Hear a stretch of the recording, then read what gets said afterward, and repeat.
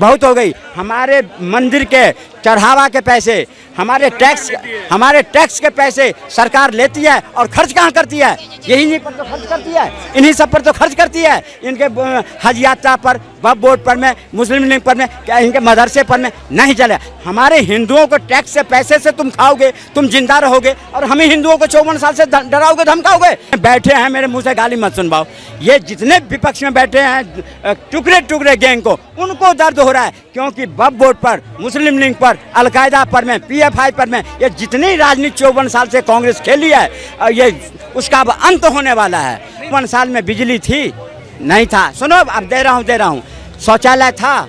पक्के मकान मजदूरों के थे? बैंक में अकाउंट थी? नहीं था। आज इतने हाईवे बने दिख रहा है। 27 एम्स पहले, अरे मैं लड़ नहीं रहा हूँ, तुम गिनती करवा रहा हूँ। अब गिनती करवा दी तो अब तुम भाग कहाँ रहे हो? समझाना।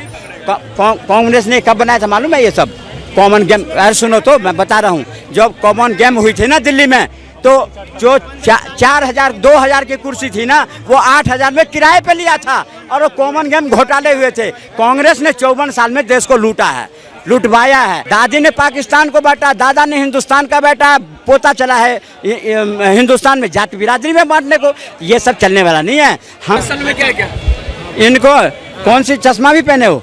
नहीं है।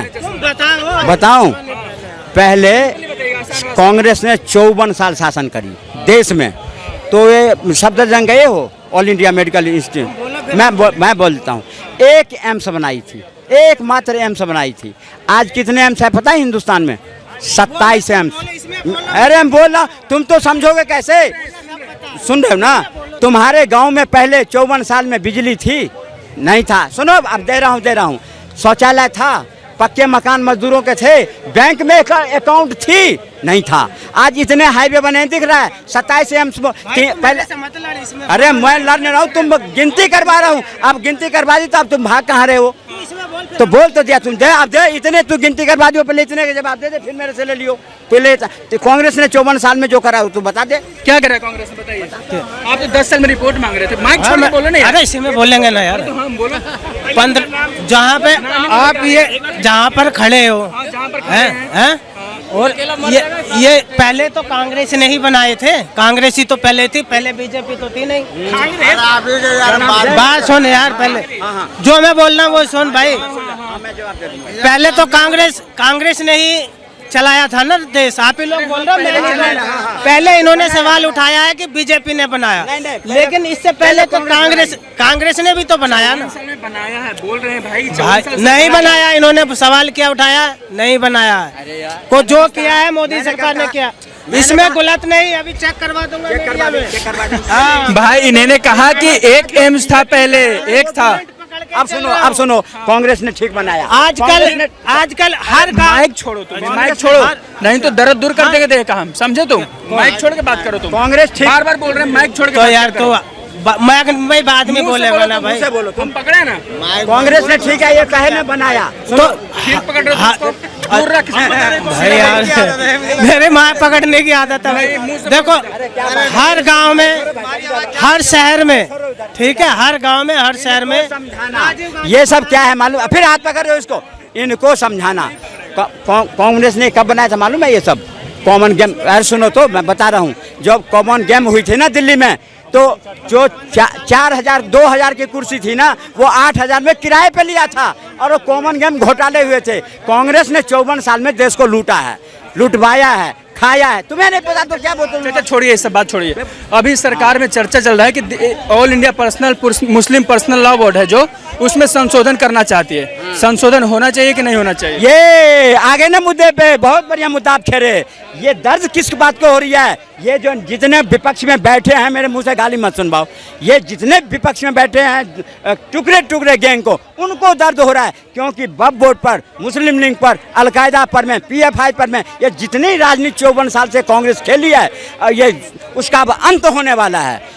देश जल जाएगा उस पर छेड़छाड़ किया तो। देश जलाने की बात तो धारा 370 हटने के बाद भी कर रहे थे, 35 में भी कर रहे थे, एक कंकर तक नहीं पड़ी। ये विपक्षों के मुंह पे तमाचा है। धारा वो आएगा कॉमन जो कह रहे हो ना आप वक्फ बोर्ड को, उसमें 40 संशोधन होगा और चूं शब्द आवाज नहीं निकलेंगे इनको, क्योंकि सरकार मजबूत सशक्त है। मोदी और राशिद जैसे लोग हैं जो बोल रहे हैं कि देश जला देंगे, विपक्ष को बदला लेने के लिए इस तरीके से कर रही है। मुस्लिमों के साथ ही ऐसा क्यों करती है? महबूबा भी तो कही थी कश्मीर में झंडा उठा कंधा देने वाला नहीं होगा, खून की नदियां बह जाएगी, कंकर तक नहीं पड़ा और वो कहाँ छुपी हुई है, लोग देख भी रहा है। ये सब बात कुछ नहीं है। सरकार जब अपने पे आती है ना, इन सबको रगड़ देंगे, नहीं चलेगा। अब बहुत हो गई। हमारे मंदिर के चढ़ावा के पैसे, हमारे टैक्स के पैसे सरकार लेती है और खर्च कहाँ करती है? यही पर तो खर्च करती है, इन्हीं सब पर तो खर्च करती है। इनके हज यात्रा पर, वक्फ बोर्ड पर में, मुस्लिम लीग पर में, क्या इनके मदरसे पर में नहीं चले। हमारे हिंदुओं को टैक्स से पैसे से तुम खाओगे, तुम जिंदा रहोगे, और हमें हिंदुओं को 54 साल से डराओगे धमकाओगे। 20% तुम आज 80% को डरा रहे हो, धमका रहे हो और खा रहे हो। आज हमारे कांवड़ यात्रा पर में आज पहले से हमें प्रतिबंध था, लेकिन आज ये कांवड़ यात्रा हम खुल के निकाल रहे हैं। गर्व के साथ आज 10 करोड़ लोगों ने निकाला है। यही तो शान है इस सरकार की, यही आन है, यही बान है और यही हिंदुस्तान की सौंदर्यीकरण है। कुछ लोग ये बोल रहे हैं कि मुस्लिमों ने वोट नहीं दिया सरकार को, इसलिए सरकार बदला ले रही है उन लोगों को वह बोर्ड में संशोधन करके। ये तो सबको मालूम है कि वोट देते कब बीजेपी को, कहाँ दिए? सबका साथ सबका विकास लेके मोदी जी चले, अपना भी शौचालय हिंदू को दिए, मुसलमान को भी दिए, लेकिन बदले में क्या मिला? रामपुर में 2200 घर थे, 2200 घर में 500 घर मोदी जी ने बना के दिए और एक वोट नहीं पड़ा। तो किसकी बात की? सबके साथ सबके विकास। अब काहे के साथ भाईचारा? कोई भाईचारा नहीं। अब भाईचारा निभा लिए यूपी में 12 साल के लड़की के साथ जघन्य अपराध हुआ और तुम नालायक सब उस पर राजनीति करते हो। तुम मरो, शर्म करो। इससे पहले तो मणिपुर भागते थे, संदेश खाली जाने में मर जाते थे, हाथरस भागते थे, लखीमपुर भागते थे, कन्हैया कुमार का गर्दन काटते वहाँ नहीं जाते थे। चाहते हैं कि संशोधनों की ये बिल यदि खत्म होना चाहिए वह बोर्ड तो बढ़िया होगा। वक्फ बोर्ड खत्म होना चाहिए, मुस्लिम लीग खत्म होना चाहिए, और जो संविधान में इसने संशोधन करके हिंदू राष्ट्र काट करके जो सेकुलर जोड़ा, वो सेकुलर शब्द हटना चाहिए और उसमें अमेंडमेंट होकर के हिंदू राष्ट्र जुड़ना चाहिए। सेकुलर यदि देश कंट्री है तो फिर उस बोर्ड का क्या काम? फिर एक सनातन बोर्ड भी बना देना चाहिए। अब जब तुम ये बात, तो आज जो मैं कह रहा हूँ, पंडित जवाहरलाल नेहरू ने देश आज़ाद होते ही पहले देश को 2 टुकड़े क्यों किया भाई? इसीलिए तो किया कि वहाँ जो कर दिए उसके हिस्सा इनको देकर के उनको और इतने मजबूत हो कि आगे आने वाला टाइम में फिर एक और मुस्लिम राष्ट्र की स्थापना हो। यही तो थी उनकी नीति, तभी तो वक्फ बोर्ड को उन्होंने स्थापना की। क्यों नहीं करे? मुस्लिम एक हिंदू महासभा भी बनाना चाहिए ना, नहीं बनाया। मुस्लिम लीग बनाया, अलकायदा बनाया, PFI बनाया। ये सब क्या करा? हिंदुओं के शोषण के लिए बनाया कि हिंदू को शोषण करते रहो, हिंदू को जात बिरादरी में बांटते रहो और देश पर शासन करते रहो। और वही काम पोता उनके जो है कर रहा है। लेकिन अब अनुराग ठाकुर ने एक ही शब्द तो पूछ दिया, इनकी जाति क्या है? अपनी जात तो बता रहे हो, दूसरे के जात नाम भी नहीं लिया था, बस पूछा था उनकी जाति क्या है, बस इतने ही तो कहा। अपनी दूसरे के जात पूछते फिर अपनी जात का बताओ कौन सी है? दूसरी जात की गणना बाद में करोगे, पहले अपनी बताओ। क्यों नहीं बताया? क्योंकि उसके दादा का नाम फिरोज खान है, इसलिए तो नहीं बताया। जात क्यों छुपा रहे हो? बोल रहे थे कि आप गाली दे रहे हैं मुझे पार्लियामेंट में और पूरे देश की जाति पूछने वाले हैं, तो गाली नहीं वो? तुमने 10 साल मोदी को संसद में भरे गाली दिए, मोदी सुनता रहा। अब जैसा करोगे वैसा मिलेगा। अगर संसद में एक शब्द नौजवान बोलोगे, उस दिन तुम्हें बकस दिया जिस दिन तुमने कहे हिंदू हिंसक होते हैं, वो बच के निकल गए। अगर हम जैसे सांसद होता तो मेन गेट बंद करके तुम्हें बता देते हिंदू कैसे होते हैं। कन्हैया कुमार का किसने गर्दन काटा था? हिंदू ने काटा था। आज 12 साल की लड़की के साथ बलात्कार किसने किया? हिंदू ने किया है। संदेश खाली में किसने किया था? बाहर हिंदुओं से तुम्हारे बुलबुले छूट रहे हैं। क्यों?